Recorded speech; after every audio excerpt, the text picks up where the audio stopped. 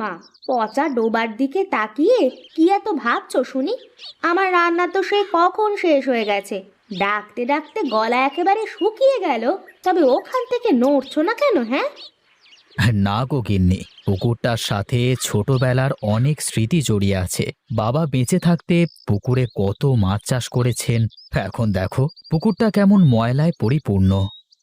তাতে হবেই বা কি? পুকুরে তো কোনোদিন একটা মাছও ছাড়লে না, তাই পাড়ার সব লোকে মিলে ময়লা ফেলে পুকুরটার এই হাল করেছে। বুঝলে গিন্নি, পুকুরটা পরিষ্কার করে মাছ চাষ শুরু করব।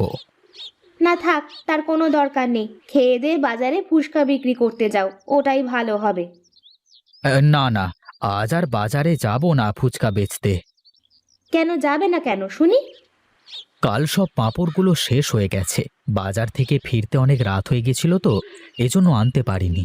বিকেলবেলায় গঞ্জের হাট থেকে ফুচকার পাঁপড় কিনে এনে ভেজে রাখবো, কাল থেকে আবার বিক্রি করতে যাব। ও, বুঝেছি, তোমার তো শুধু ফাঁকিবাজি ধান্দা। কিসে কাজ করা না লাগে শুধু সেই ফোন দিয়ে আটো। ঘরে বাজার শেষ, হাটে গিয়ে মাছ তরকারি কিনে আনো।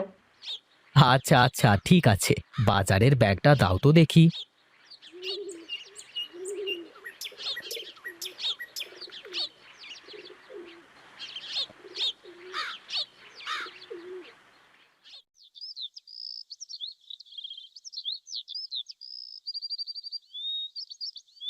কি গো মহেশ ভাই, কোথায় চললে?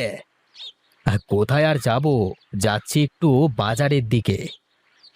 তাহলে গাড়িতে উঠে বসো, একসাথেই যাই। আমিও ওই বাজারেই যাব, বাজার করতে, বুঝলে? তাহলে তো ভালোই হলো, একটা সাথী পাওয়া গেল। তা দাদা, আজ বাজারে ফুচকা বিক্রি করতে যাওনি যে? আর দাদা, একটু বিশ্রামের প্রয়োজন আছে তো নাকি? না দাদা, তা ঠিকই বলেছ। আজ মরলে কালকে 2 দিন। শরীরের একটু বিশ্রামের একটা প্রয়োজন আছে তো নাকি? হ্যাঁ দাদা, তা তো অবশ্যই। এই তো, এই বাজারে চলে এসেছি। এই চলো চলো, একসাথেই বাজার করি।